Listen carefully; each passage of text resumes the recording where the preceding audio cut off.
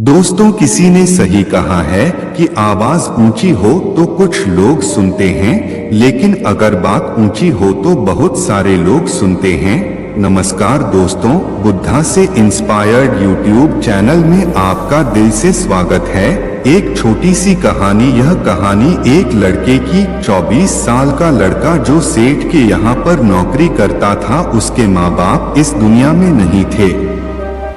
जिंदगी बड़ी परेशानी में चल रही थी। वह जाता था, रोजाना पैसे कमा करके घर आता था। ना खाना बनाता था, ना खाता था, सो जाता था। एक दिन उसने देखा कि एक बूढ़ा फकीर अपनी पीठ पर 3 ठेले लेकर एक शहर से दूसरे शहर की ओर जा रहा था। वह काफी बूढ़े भी थे। काफी देर से वह यूं ही सफर कर रहे थे और आखिरकार कुछ दूर और सफर करने के बाद वह चलते चलते थककर एक पेड़ के नीचे बैठ गए। तभी उनकी नजर एक नौजवान युवक पर पड़ी जो उसी रास्ते से जा रहा था और वह भी उसी दिशा में जा रहा था जिस दिशा में उन बूढ़े फकीर को जाना था। तभी वह लड़का उन बूढ़े फकीर के पास से होकर गुजरा। इस पर वह फकीर उस लड़के से कहते हैं, सुनो बेटा, क्या तुम मेरी थोड़ी सी मदद कर सकते हो?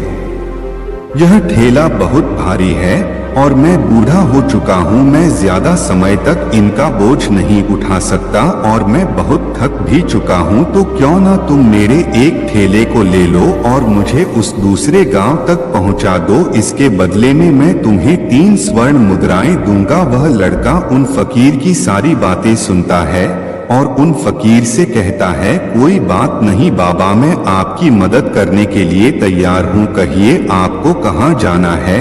ऐसा कहकर उस लड़के ने उन फकीर का एक ठेला उठा लिया और अपने कंधे पर ले लिया। तभी उस जवान लड़के को यह एहसास हुआ कि यह ठेला तो सचमुच बहुत भारी है।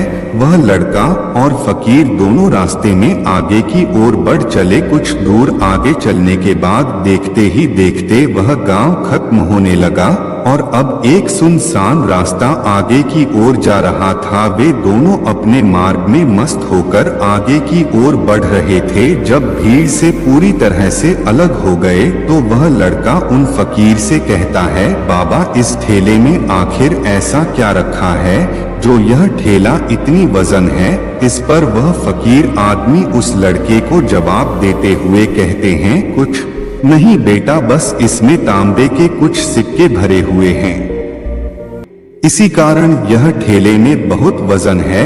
उन फकीर की यह बात सुनकर वह लड़का मन ही मन सोचने लगता है, यह बाबा जरूर कोई व्यापारी है, तभी तो इतने सारे तांबे के सिक्के लेकर चल रही हैं। और फिर तभी उसके मन में एक ख्याल आया कि मुझे क्या करना है, मुझे तो खाली यह ठेला दूसरे गांव तक पहुंचाना है, बस इतना ही। जैसे ही उसके मन में यह ख्याल आया, उसने तांबे के सिक्कों का वह ख्याल मन से निकाल दिया और अपनी धुन में मस्त होकर वह आगे की ओर चलने लगा। चलते चलते कुछ और समय बीता और वे दोनों एक नदी के किनारे जा पहुंचे।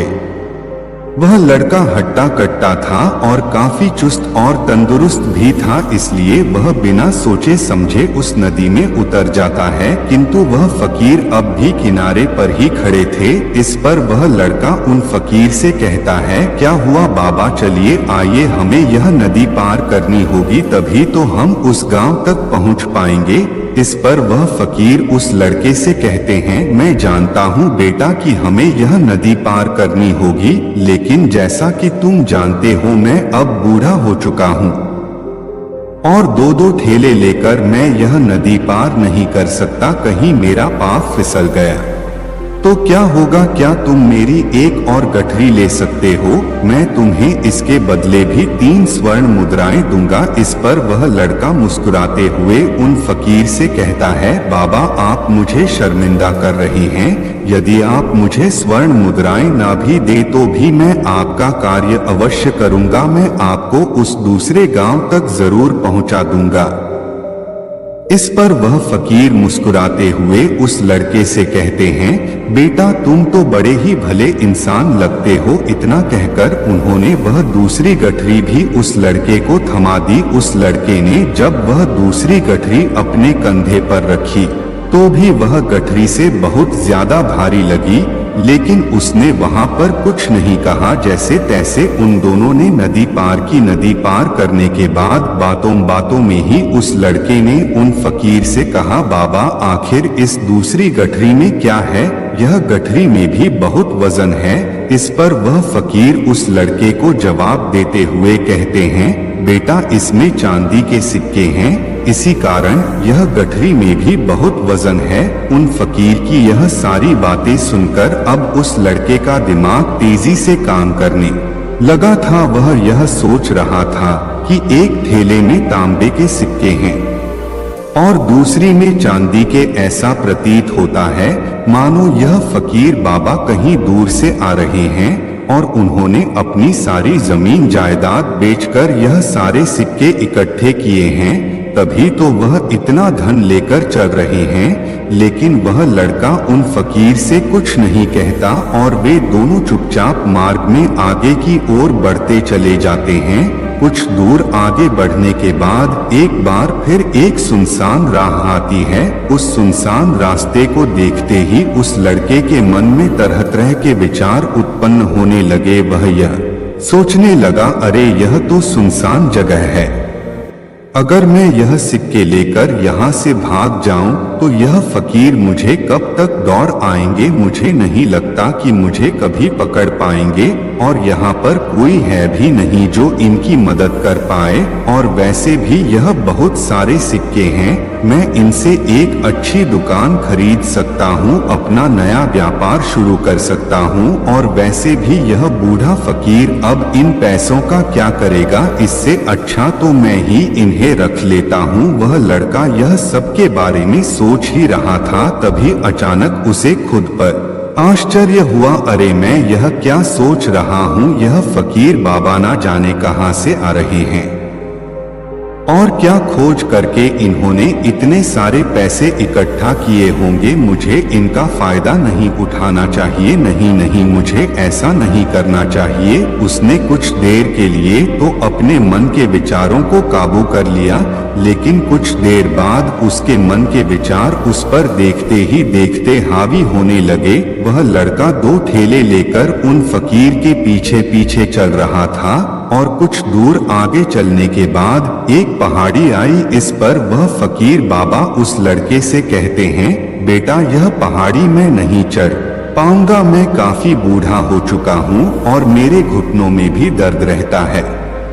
यदि तुम मेरी तीसरी गठरी भी ले लो तो मैं तुम्हें 3 और स्वर्ण मुद्राएं दूंगा, लेकिन याद रखना इसे कहीं गिराना मत, कहीं यह गठरियां खुल ना जाए। इस पर वह लड़का उन फकीर से कहता है, क्यों बाबा आखिर इसमें ऐसा क्या है?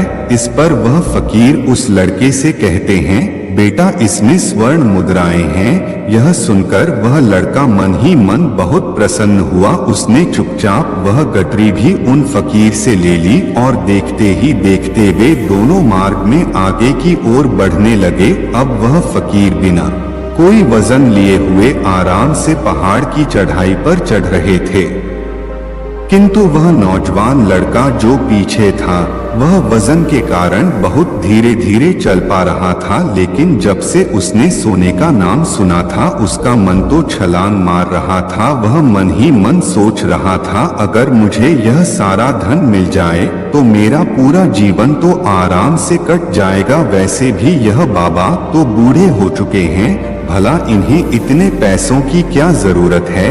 इनका जीवन तो वैसे भी कट चुका है। मैं एक काम करता हूँ, यह सारे पैसे लेकर यहाँ से भाग जाता हूँ। लड़के के मन में अनगिनत विचार उठ रहे थे। लड़के का मन अब उसकी बुद्धि पर पूरी तरह से हावी हो चुका था और उस लड़के का मन अपनी बात को सही साबित करने के लिए उससे कुछ भी कह रहा था। और तभी उस लड़के के मन में एक और विचार उत्पन्न हुआ और अब की बार वह लड़का यह सोच रहा था, लगता है यह फकीर बाबा कोई चोर है, वरना इनके पास इतनी सारे स्वर्ण मुद्राएं कहां से आएंगे। अगर यह कोई व्यापारी होते तो भला यह इस तरह से पैदल यात्रा तो नहीं करते, और अगर इनके पास इतने सारे पैसे थे तो यह कोई ना कोई साधन भी तो अवश्य कर सकते थे। लगता है यह कोई चोर है, और चोर से चोरी करने में भला क्या बुराई है, यह सोचता हुआ। और देखते देखते वह फकीर से आगे भी निकल चुका था, और वह यह सोच रहा था कि जैसे ही इस पहाड़ की ढलान आएगी मैं तीनों गठरियां लेकर भाग जाऊंगा, इससे यह सारे पैसे मेरे हो जाएंगे और मेरी गरीबी भी हमेशा हमेशा के लिए दूर हो जाएगी। मैं जो चाहूंगा मैं वो कर पाऊंगा, मेरे पास बहुत सारा धन होगा। और देखते देखते वह दोनों पहाड़ की चोटी पर पहुंच गए, और अब ढलान का रास्ता शुरू होने वाला था। तभी वह लड़का उन फकीर से नजरें बचाकर वह तीनों गठरियां लेकर भागता हुआ आगे बढ़ गया। अब उसे अपना शरीर बहुत हल्का महसूस हो रहा था, मानो उसे उन तीनों ठेलों का वजन तक ना मालूम पड़ रहा हो। काफी दूर दौड़ते दौड़ते किसी तरह से वह अपने आप को बचते बचाते अपने घर पहुंचा। उसके खुशी का कोई ठिकाना नहीं था। उसने सोचा क्यों ना मैं जल्दी जल्दी इन गठरियां में से वह सारे पैसे निकाल लूं। यह सोचकर जब उसने गठरियां खोली तो पहली गठरी में उसे लोहे से जंग भरे हुए सिक्के मिले। यह देखकर उसे यकीन नहीं हुआ। इस पर उसने फटाफट दूसरी गठरी भी खोल डाली, उसमें भी उसे लोहे के जंग लगे हुए सिक्के ही निकले। यह सब देखकर वह लड़का बड़ा हैरान था। आखिर यह सब क्या हो रहा है? उन फकीर ने तो मुझसे और ही कुछ कहा था। अब उसने वह सोने वाली गठरी खोली और उसमें भी लोहे के जंग लगे हुए सिक्के ही निकले। यह देखकर वो लड़का बड़ा क्रोधित हुआ। उसने सोचा उन फकीर ने मुझसे झूठ क्यों कहा, उन्होंने मुझसे ऐसा क्यों कहा कि एक में तांबे के सिक्के हैं, एक में चांदी के और तीसरे में स्वर्ण मुद्राएं हैं। वह यह सब सोच ही रहा था कि तभी उसकी नजर उस थैले में पड़े एक पत्र पर पड़ी। उसने वह पत्र उठाया और उस पत्र में लिखा था, यह पूरा नाटक ईमानदार व्यक्ति की खोज करने के लिए रचा गया है और मैं इस राज्य का राजा हूँ। मेरी कोई संतान नहीं और इसीलिए मैंने यह षड्यंत्र रचा है ताकि मैं अपने राज्य में किसी एक ऐसे ईमानदार व्यक्ति की खोज कर सकूं जो मेरे बाद इस राज्य का राजा बन सके और इस राज्य भार को संभाल सके। और इस राज्य का भार वही संभाल सकता है जो पूरी तरह से ईमानदार हो, जिसके मन में किसी प्रकार का कोई लालच ना हो। इतना पढ़ते ही वह लड़का जोर जोर से चिल्लाने लगा। वह सर पकड़कर बैठ गया। वह यह जानता था कि यदि वह अपने मन के विचारों पर काबू कर लेता तो उसका जीवन संवर सकता है, लेकिन वह अपने मन के विचारों पर काबू नहीं कर पाया। दोस्तों, महात्मा बुद्ध कहते हैं कि मन ही सब कुछ है। आप जो सोचते हैं वही बनते हैं, इसलिए आपका सबसे बड़ा दुश्मन भी आपको उतना नुकसान नहीं पहुंचा सकता जितना कि आपके मन के यह अनियंत्रित विचार पहुंचा सकते हैं।